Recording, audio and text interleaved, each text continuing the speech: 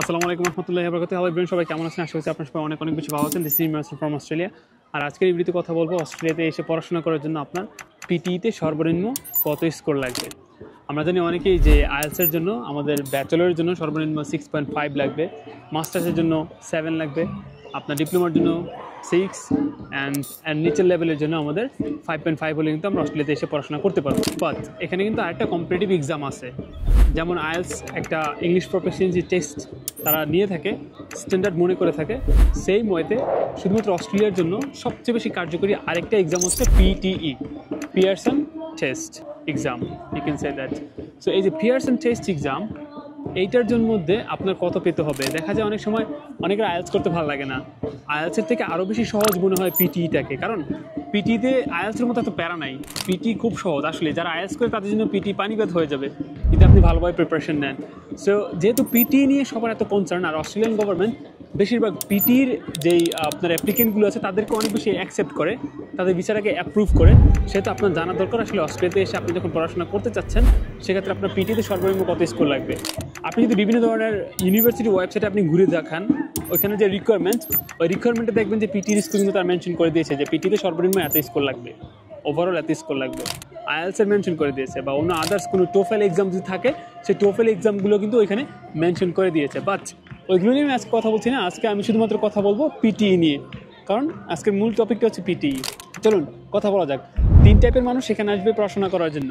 Number 1 যারা bachelor করতে চায়, নাম্বার 2 যারা মাস্টার্স করতে চায়, নাম্বার 3 যারা পিএইচডি করতে চায়। দেখা যায় অনেক সময় ডিপ্লোমা ভালো স্কোর না থাকার কারণে অনেক সময় ডিপ্লোমাও করে অনেকে, বা নিচের লেভেলেও কিন্তু অনেকে ইংলিশ কোর্সেও কিন্তু এখানে আসে। সো ওদেরকে আমি আপাতত এক্সাইটেড রাখছি, বাট এই মেইন 3 টাইপের মানুষকে নিয়ে আমি আজকে কথা বলছি। সো চলুন কথা বলা যাক ব্যাচেলর নিয়ে। আপনারা যারা অস্ট্রেলিয়াতে ব্যাচেলর এসে পড়াশোনা করতে চান, আইএলটিএসের ক্ষেত্রে যেহেতু 6.5 লাগে, নো ব্যান লেস দেন 6, পিটির ক্ষেত্রে আপনার লাগবে মিনিমাম 50 থেকে 65, 50 থেকে 65 ওভারঅল কিন্তু আপনার লাগবে পিটির মধ্যে, খেয়াল রাখবেন। সো এই 60 থেকে 55 আপনি যদি পান তাহলে আপনি অস্ট্রেলিয়াতে ব্যাচেলরের জন্য অ্যাপ্লাই করতে পারেন। এখানে আরেকটা জিনিস আছে, নো ব্যান লেস দেন, যেখানে আমরা আইএলটিএসে করি no band less than 6, same পিটিতে একটা জিনিস আছে নো কমিউনিকেটিভ স্কিলস। ওইখানে আপনার মিনিমাম স্কোর দেওয়া আছে ব্যাচেলরের জন্য 50, অ্যাটলিস্ট আগে ছিল 48, এখন হয়েছে 50।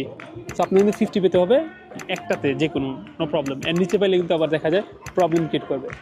অনেক ইউনিভার্সিটি এই রিকোয়ারমেন্টটা কিন্তু প্রেফার করে, এটা অল এভারেজ বলা যায় রিকোয়ারমেন্ট। কিছু কিছু ইউনিভার্সিটি আছে এর থেকে নিচের লেভেলের মানুষদেরকে অ্যাকসেপ্ট করে, কিছু কিছু ইউনিভার্সিটি আছে এর থেকে হায়ার লেভেলের মানুষদেরকে তারা প্রেফার করে। সো আপনারা চেষ্টা করবেন পিটিতে যেন 60 বা 50 থেকে 65-এর মধ্যে যেন আপনারা রাখতে পারেন ওভারঅল। আর নো ব্যান লেস দেন, যেটা আইএলটিএসে বলি, ওইটা পিটির ক্ষেত্রে যেন 50-র নিচে না হয়। Let's talk about masters. মাস্টার্সের জন্য সেটা হবে 65 থেকে 72। তো 65 থেকে 72 ফেলে আপনি হচ্ছে এখানে অস্ট্রেলিয়াতে এসে মাস্টার্স করতে পারবেন। যেহেতু পিটি এক্সাম সহজ, সো 65 থেকে 72 তোলাটা আপনার জন্য বেশি একটা প্রবলেম হবে না যারা মাস্টার্স করবেন। যদি আইএলটিএস অনেক বেশি কঠিন মনে হয় আপনার কাছে 7 তোলা, সেটা আপনি পিটিটা দিতে পারেন। আর এখানে আইএলটিএসের ক্ষেত্রে যেহেতু নো ব্যান লেস দেন মাস্টার্সের জন্য 6.5 বা 6, সেহেতু পিটির ক্ষেত্রে নো কমিউনিকেটিভ স্কিলস আপনার মিনিমাম লাগবে 58। সো 58 পেলে কিন্তু আপনি এলিজিবল হবেন অস্ট্রেলিয়াতে এসে মাস্টার্স করার জন্য। Let's talk about PhD. PhD ক্ষেত্রে দেখা যায় অনেক সময় 79 আপনাকে পেতে হবে পিএইচডি করতে আসতে হলে এখানে। এখন এই যে 50 থেকে 65 যারা ব্যাচেলর করতে আসবে, এর নিচে যারা পাবে তারা এখানে ডিপ্লোমা করতে পারবে। তারা ডিপ্লোমা কোর্সে বিভিন্ন ধরনের ইউনিভার্সিটি রিক্রুটমেন্ট অনুযায়ী এখানে অ্যাপ্লাই করলে ইনশাল্লাহ তাদের ভিসাটা হয়ে যাবে। সো খেয়াল রাখবেন আপনার ক্ষেত্রে যেটা ইজি মনে হবে। অনেকে আমরা মনে করি যে পিটিটা আসলে আইএলটিএসের মতো অতটা স্ট্যান্ডার্ড না, যার কারণে আমরা পিটিকে ওইভাবে গুরুত্ব না দিয়ে আমরা আইএলটিএসটা কঠিন মনে হলো আমরা ওই আইএলটিএসটা করার চেষ্টা করি, কিন্তু আইএলটিএস আমাদের দ্বারা অনেকের হয় না, অনেকেরই হয় না। আমি খেয়াল করছি, দেখলাম যে আসলে আইএলটিএস সবার জন্য না। সবাই আইএলটিএস করতে পারে না, সবার ওই ধরনের ইয়েটা থাকে না, প্র্যাকটিসের যেই এনকারেজমেন্ট বলেন কিংবা যে প্র্যাকটিসের যেই ওয়েগুলো আছে ওইগুলো থাকে না। সেক্ষেত্রে তারা কিন্তু আরও সহজ কিছু পদ্ধতি অবলম্বন করে। আর সহজ পদ্ধতি অবলম্বন অস্ট্রেলিয়ার জন্য আরেকটা ওয়ে আছে, সেটা হচ্ছে পিটিই। সো আপনাকে পিটিই দিতে হবে। সো আমি চেষ্টা করব আপনাদেরকে পিটিই নিয়ে কিছু ধারণা দেওয়ার জন্য পরবর্তী ভিডিওগুলোতে ইনশাল্লাহ ইন দ্য ফিউচার। যেহেতু আমি আইএলটিএস দিয়েছি, আমার ওভারঅল স্কোর ছিল 7, এই জন্য আমি আইএলটিএস নিয়ে কথা বলি বেশিরভাগ সময়। তো আমি চেষ্টা করবো যেহেতু আরেকটা ওয়ে আছে পিটিই, এটা দিয়ে অস্ট্রেলিয়াতে আসা যায়, ওই বিষয় নিয়ে আমি কথা বলার জন্য আমি ইনশাল্লাহ চেষ্টা করবো ইন দ্য ফিউচারে। সো আপনারা ওই ভিডিওগুলো দেখবেন। সো এখন আপনারা ডিসাইড করেন যে আপনি পিটিই দিবেন না আইএলটিএস দিবেন। আগে আপনি দুইটাই একটু প্রিপারেশন নেন, দুইটাতে প্রিপারেশন নিলে আপনি একটা আইডিয়া পাবেন যে কোনটা আপনার জন্য সহজ মনে হচ্ছে, কোনটা কঠিন মনে হচ্ছে। যদি দেখেন না না না আইএলস আমার কাছে অনেক বেশি কঠিন মনে হচ্ছে, আমি এটা পারবো না, যতই চেষ্টা করি রিডিং আমি আটকায় যাব, সেক্ষেত্রে আপনি পিটি চুজ করেন। সেম ভ্যালিউ, কোনোটার ভ্যালিউ এখানেও না, কোনোটার ভ্যালিউ আবার নিচেও না, দুইটারই সেম ভ্যালিউ। আপনি পিটিতে যে রিকোয়ারমেন্ট, ওই রিকোয়ারমেন্ট ফুলফিল করতে পারলে আপনি অস্ট্রেলিয়াতে এসে পড়াশোনা করতে পারবেন।